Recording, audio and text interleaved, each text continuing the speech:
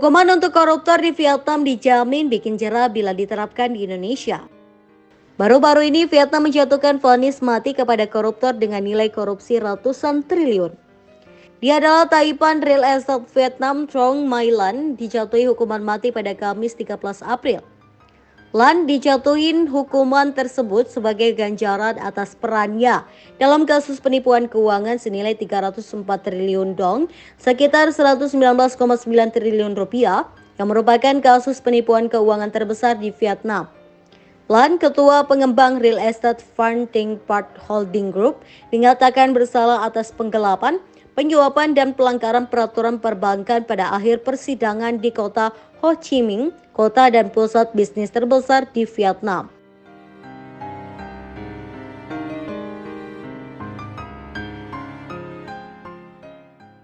Lan, 67 tahun, membantah tuduhan tersebut dan menyalahkan bawahannya.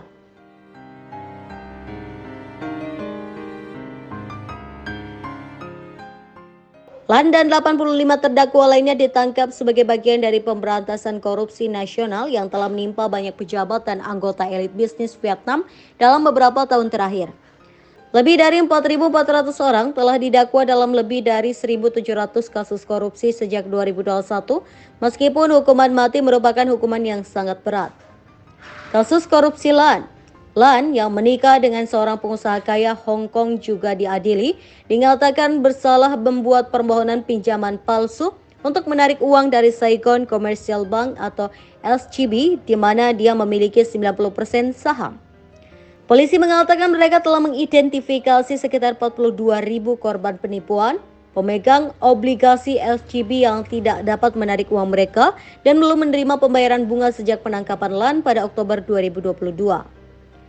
Juga sebagai bagian dari tindakan keras anti korupsi, seorang Taipan properti mewah terkemuka Vietnam, Do An Dung, ketua kelompok Tan Hoang Minh, dijatuhin hukuman 8 tahun penjara bulan lalu setelah dinyatakan bersalah menipu ribuan investor dalam bentuk 355 juta dolar penipuan obligasi sekitar 5,7 triliun rupiah.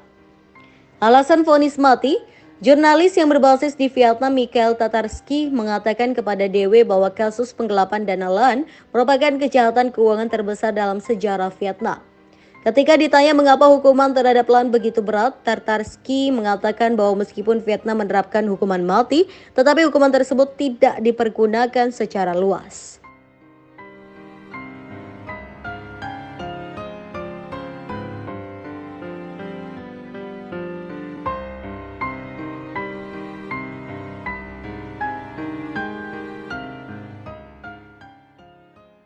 Tatarsky mengatakan bahwa dampak dari uji coba ini sangat besar di kota Ho Chi Minh, di mana Phan Thinh Part Holdings mengendalikan sekitar 1.000 properti. Semua properti, beberapa diantaranya termasuk gedung pencakar langit yang belum selesai, telah disita oleh polisi untuk penyelidikan.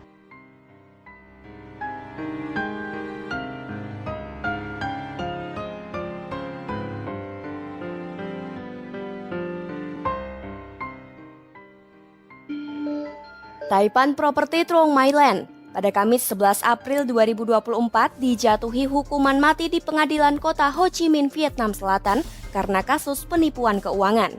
Pimpinan perusahaan real estate Phan Thinh Part atau VTP yang berusia 67 tahun itu dituduh melakukan penipuan sebesar 12,5 miliar dolar AS. Jumlah tersebut sekitar 200 triliun rupiah, bahkan setara hampir 3% dari PDB Vietnam pada 2022.